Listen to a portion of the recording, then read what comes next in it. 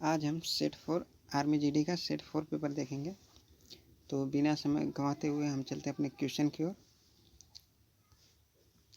तो हमारा पहला क्वेश्चन है, लज्जा नामक किताब की लेखिका का नाम था।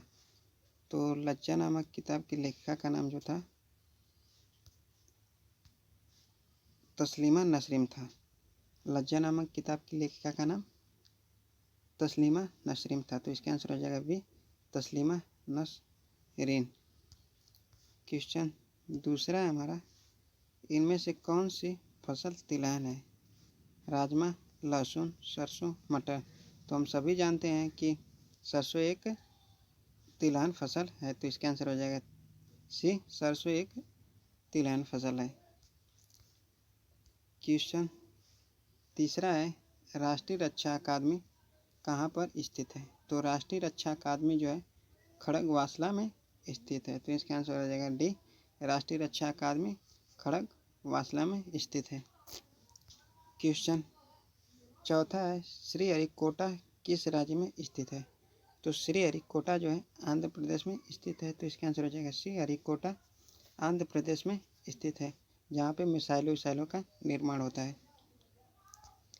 क्वेश्चन पाँचवा है, ए आर रहमान किस कार्य क्षेत्र से जुड़ा है? ए आर रहमान का नाम किस कार्य क्षेत्र से जुड़ा है? तो ए आर रहमान का नाम जो है संगीत से जुड़ा हुआ है। तो इसका आंसर हो जाएगा ए आर रहमान का नाम संगीत से जुड़ा हुआ है। क्वेश्चन छठवां है, हीराकुंड बांध किस राज्य में स्थित है? तो हीराकुंड बांध जो है उड़ीसा में स्थित है। तो इसका आंसर हो जाएगा डी, हीराकुंड बांध उड़ीसा में राज्य में स्थित है। क्वेश्चन सातवां है, वेदों में सबसे पुराना वेद है? तो वेदों में सबसे पुराना वेद, सबसे प्राचीनतम वेद ऋग्वेद है। तो इसका आंसर हो जाएगा ए, ऋग्वेद। क्वेश्चन सातवां है, आठवां है, सऊदी अरब की मुद्रा क्या है? तो सऊदी अरब की मुद्रा जो है रियाल है। जिस प्रकार हमारे यहाँ की मुद्रा का नाम रुपये है, उसी प्रकार सऊदी अरब की मुद्रा का नाम रियाल है। तो इसका आंसर हो जाएगा डी, रियाल। क्वेश्चन नौवां है, हजारीबाग नेशनल पार्क स्थित है? तो हजारीबाग नेशनल पार्क जो है झारखंड में स्थित है। हजारीबाग नेशनल पार्क झारखंड में स्थित है। तो इसका आंसर हो जाएगा सी। क्वेश्चन 10वां है, पंडित शिव कुमार शर्मा का संबंध किस वाद्य यंत्र से है? तो पंडित शिव कुमार शर्मा का संबंध संतूर से है। तो इसका आंसर हो जाएगा डी, संतूर। संतूर का संबंध पंडित शिव कुमार शर्मा से है। क्वेश्चन 11वां है, पृथ्वी को दो बराबर भागों में बांटने वाली काल्पनिक रेखा का नाम क्या है? तो पृथ्वी को दो बराबर भागों में बांटने वाली काल्पनिक रेखा का नाम भूमध्य रेखा है। तो इसका आंसर हो जाएगा बी, भूमध्य रेखा पृथ्वी को दो बराबर भागों में बांटती है, जिसका नाम भूमध्य रेखा है। क्वेश्चन 12वां है, रंगास्वामी कप किस खेल से संबंधित है? तो रंगास्वामी कप जो है हॉकी से संबंधित है। तो इसका आंसर हो जाएगा सी, रंगास्वामी कप हॉकी से खेल से संबंधित रखता है। क्वेश्चन 13 है, दार्जिलिंग किस राज्य में स्थित है? तो दार्जिलिंग जो है पश्चिम बंगाल में स्थित है। तो इसका आंसर हो जाएगा बी, दार्जिलिंग पश्चिम बंगाल में है। क्वेश्चन 14 है, एवरेस्ट पर विजय प्राप्त करने वाली पहली भारतीय महिला थी? एवरेस्ट पर विजय प्राप्त करने वाली प्रथम भारतीय महिला थी। तो एवरेस्ट पर विजय प्राप्त करने वाली प्रथम भारतीय महिला बछेंद्री पाल थी। तो इसका आंसर हो जाएगा डी, बछेंद्री पाल एवरेस्ट पर विजय प्राप्त करने वाली प्रथम भारतीय महिला थी। क्वेश्चन 15वां है, घरों में विद्युत परिपथ का स्वरूप क्या होता है? तो घरों में विद्युत परिपथ का स्वरूप जो होता है समांतर क्रम में होता है। तो इसका आंसर हो जाएगा ये, घरों में विद्युत परिपथ का स्वरूप समांतर क्रम में होता है। क्वेश्चन 16 है, तिरंगे झंडे के अशोक चक्र में तीलियों की संख्या कितनी होती है? तिरंगे झंडे के अशोक चक्र में तीलियों की संख्या कितनी होती है? तो हम सभी जानते हैं कि अशोक चक्र में झंडे के अशोक चक्र में तीलों की संख्या कुल 24 होती है, तो इसका आंसर हो जाएगा सी 24। क्वेश्चन 17 है, ध्वनि की आवाज़ को किस स्केल पर मापा जाता है? तो ध्वनि की आवाज़ को किस स्केल पर मापा जाता है? तो ध्वनि की आवाज़ को किस स्केल पर नापा जाता है? वह है डेसिबल। डेसिबल की स्केल पर मापा जाता है। और ध्वनि का मात्रक जो होता है हर्ट्ज होता है। क्वेश्चन 18 है, कंप्यूटर की स्मृति का मापन किया जाता है। तो कंप्यूटर की स्मृति का मापन बिट्स के द्वारा किया जाता है, तो इसका आंसर हो जाएगा सी, कंप्यूटर की स्मृति का मापन बिट्स के द्वारा किया जाता है। क्वेश्चन 19 है, एक गैलन में कितने लीटर होते हैं? तो एक गैलन में 4.546 लीटर होता है, तो इसका आंसर हो जाएगा बी, 4.546 लीटर। क्वेश्चन 20वां है, निश्चित दिशा में वस्तु की स्थिति के परिवर्तन को क्या कहते हैं? निश्चित दिशा में वस्तु की स्थिति के परिवर्तन को क्या कहते हैं? तो निश्चित दिशा में वस्तु की स्थिति के परिवर्तन को त्वरण कहते हैं, तो इसका आंसर हो जाएगा बी, निश्चित दिशा में वस्तु की स्थिति के परिवर्तन को त्वरण कहते हैं। क्वेश्चन 21 है हमारा, एक गतिमान पिंड इनमें से क्या नहीं पाया जाता है? एक गतिमान पिंड में इनमें से क्या नहीं पाया जाता? वेग, गतिमात्रा, गतिज ऊर्जा या फिर स्थितिज ऊर्जा। तो एक गतिमान पिंड में स्थितिज ऊर्जा नहीं पाया जाता। स्थितिज ऊर्जा का मतलब होता है कि रुकी हुई वस्तु, और यह पहले से ही गतिमान है, तो इसलिए इसमें स्थितिज ऊर्जा, गतिमान पिंड में स्थितिज ऊर्जा नहीं पाई जाती, तो इसका आंसर हो जाएगा डी, स्थितिज ऊर्जा। क्वेश्चन 22 है, वायु में ध्वनि की चाल कितनी होती है? तो वायु में ध्वनि की चाल जो होती है वह 332 मीटर प्रति सेकेंड होती है, तो इसका आंसर हो जाएगा डी, बी, 332 मीटर प्रति सेकेंड वायु में ध्वनि की चाल होती है। क्वेश्चन 23 है, रासायनिक अभिक्रियाओं की दर को कौन से पदार्थ परिवर्तित कर देते हैं? रासायनिक अभिक्रियाओं की दर को कौन से पदार्थ परिवर्तित कर देते हैं? तो वह उत्प्रेरक पदार्थ होते हैं जो रासायनिक अभिक्रियाओं की दर को परिवर्तित कर देते हैं, तो इसका आंसर हो जाएगा बी, उत्प्रेरक। क्वेश्चन 24 है, सोडियम बाइकार्बोनेट का घरेलू नाम क्या है?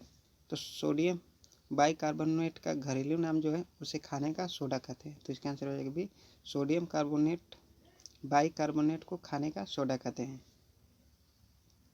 क्वेश्चन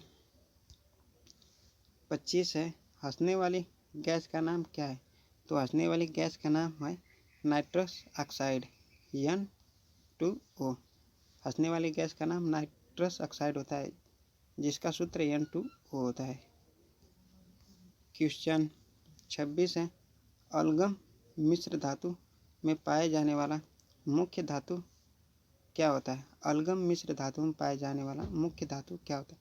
तो अलगम मिश्र धातु में पाए जाने वाला मुख्य धातु जो है पारा है, तो इसका आंसर हो जाएगा पी, अलगम मिश्र धातु में पाए जाने वाला मुख्य धातु पारा है, तो इसका आंसर हो जाएगा सी, पारा। क्वेश्चन 27 है, कार्बन का अपरूप इनमें से कौन सा है? कार्बन का अपरूप इनमें से कौन सा है? फ्लोरीन, ग्रेनाइट, हीरा, लोहा। तो कार्बन का अपरूप जो हीरा है, तो इसका आंसर हो जाएगा सी, कार्बन का अपरूप हीरा है। क्वेश्चन 28 है, एसिटिक एसिड का रासायनिक सूत्र क्या है? एसिटिक एसिड का रासायनिक सूत्र क्या है? तो एसिटिक एसिड का रासायनिक सूत्र होता है CH3COOH, तो इसका आंसर हो जाएगा सी, CH3COOH। क्वेश्चन 29 है हमारा, मानव शरीर की सबसे बड़ी ग्रंथि कौन सी होती है? तो मानव शरीर की सबसे बड़ी ग्रंथि जो होती है वह यकृत होती है, तो इसका आंसर हो जाएगा सी, मानव शरीर की सबसे बड़ी ग्रंथि यकृत होती है। क्वेश्चन 30 है, इनमें से कौन सा प्राकृतिक रेशा है? ऊन, रेयान, नायलॉन, पॉलिएस्टर। तो ऊन जो है एक प्राकृतिक रेशा है, तो इसका आंसर हो जाएगा ए ऊन, जो भेड़ों के बालों के द्वारा निकाला जाता है। क्वेश्चन 31 है, सूर्य प्रकाश कौन सा विटामिन उत्पन्न करता है? तो सूर्य प्रकाश जो है विटामिन डी उत्पन्न करता है, तो इसका आंसर हो जाएगा डी, विटामिन डी। क्वेश्चन 32 है, शरीर तंत्र प्रणाली को कौन सा नियंत्रित करता है? शरीर तंत्र प्रणाली को निम्न में से कौन सा नियंत्रित करता है? हार्मोन्स, फेफड़ा, गुर्दा या फिर यकृत? तो शरीर तंत्र प्रणाली को नियंत्रित करने वाला हार्मोन्स है, तो इसका आंसर हो जाएगा ए, हार्मोन्स। क्वेश्चन 33 है, प्लेग बीमारी किससे फैलती है? मक्खी से, मच्छर से, कुत्ता से या फिर चूहा से? तो प्लेग बीमारी जो है चूहा से फैलती है, तो इसका आंसर हो जाएगा डी, चूहा, चूहा से फैलती है। चूहे के जूठे खाने से प्लेग बीमारी फैलती है, तो इसका आंसर हो जाएगा चूहा। क्वेश्चन 34 है, निम्नलिखित में से सबसे अच्छा प्रोटीन का स्रोत है? निम्नलिखित में से सबसे अच्छा प्रोटीन का स्रोत क्या है? मछली, सेब या फिर घी?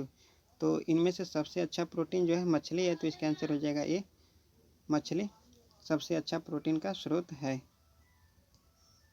क्वेश्चन आपका 35वां है, इसमें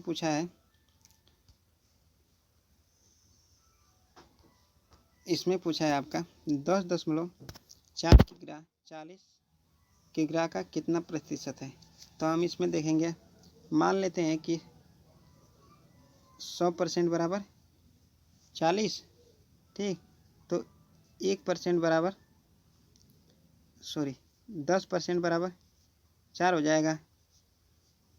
मान लेते हैं 100% बराबर 40, तो 10% बराबर 4 हो जाएगा, ठीक।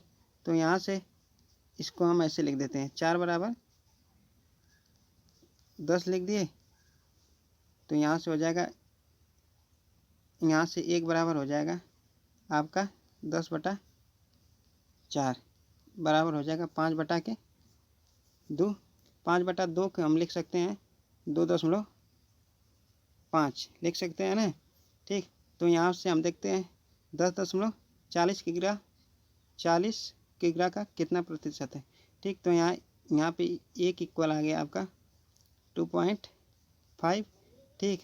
तो यहाँ पे है आपका 10.4 किग्रा, तो ये है आपका 10.4 किग्रा, तो 10.4 किग्रा बराबर 2 पॉइंट, रुकिए इसको हम अभी उड़ाते हैं, यहाँ से हो जाएगा आपका 1 इंटू, इसको लेते हैं 10.4 किग्रा को, 10.4 किग्रा, ठीक। 10.4 किग्रा इक्वल 2.5, तो इधर 10.4 किग्रा गुणा किए हैं, तो इधर भी करना पड़ेगा, तो ये हो जाएगा 10.4, 10.4, तो यहाँ पे हो जाएगा आपका 10.4 बराबर, इसका आपस में गुणा करेंगे तो यह आएगा आपका 26 यानी 26। तो इससे पता चलता है कि 10.4 किग्रा जो 40 किग्रा का 26% है, तो इसका आंसर हो जाएगा ये 10.4 किग्रा जो है 40 किग्रा का 26% है। चलते हैं हम अगले क्वेश्चन की ओर। क्वेश्चन 36 है, पौधे में वृद्धि का क्या कारण है? पौधे में वृद्धि का क्या कारण है? तो पौधे जो बढ़ता है वह क्लोरीन के कारण बढ़ता है, तो इसका आंसर हो जाएगा डी, क्लोरीन। पौधे में वृद्धि का कारण जो है क्लोरीन है, पौधे क्लोरीन के कारण बढ़ते हैं।